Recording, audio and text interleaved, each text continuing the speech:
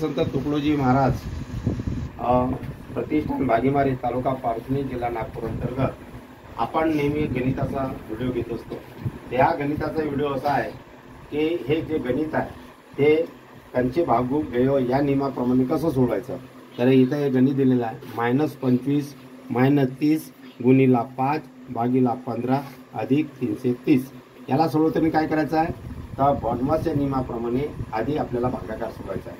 ते भागाकार सोडवताना कसं करायचं तर आपल्याला आधी घ्यायचं 25 -30 गुणिला 5 आणि भागीला इथे दिले आहे 15।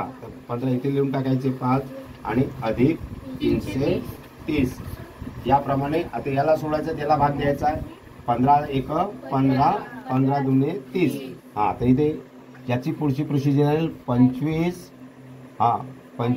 -10 अधिक 330 याप्रमाणे 330। मग आता याचे -25 न -10 आहे तर मग हे किती होतील -35। याची करायची -35 आणि अधिक 330 बरोबर किती येईल 330 मधून -35 गेले तर 295। हे वजाबाकी करायचे, हे 330 मधून हे 35 असे हे 5 वजा करायचे, 10तून 5 गेले 5 राहिले, आजचा घे 3 4 13तून 4 गेले 9 राहिले, जो घेतला 2 आणि 3तून 1 गेला 2 राहिले, जे 295 अशा प्रमाणे वजाबाकी करायची। ते एवढं मोठं जर आपल्याला दिसत असेल गणित याचं उत्तर किती येते 295। या बाडमाच्या नियमाप्रमाणे असं सोडायचं असते आपल्याला।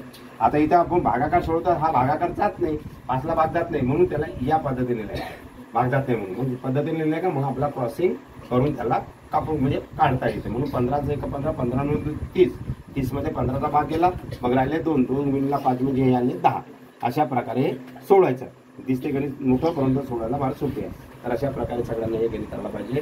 धन्यवाद। मी बबलू गाडवे, भागीमारी तालुका पारसनी जिल्हा नागपूर। जय गुरुदेव जय गुरुदेव। धन्यवाद। तर अशा प्रकारे आपण सोडवायचं। आणि आजच्या सुविचार आहे, मुलांनी लिहितातच मुलं सुविचार लिहितात। आजचा आहे संत होण्याकरिता सत्याचा अंत लावावा लागतो। आपल्याला संत व्हायचं असेल तर सत्याचा अंत लावावा लागतो, म्हणून अशा प्रकारे आजचा हा सुविचार मुलांनी लिहिलेला आहे। जय गुरुदेव जय गुरुदेव। धन्यवाद।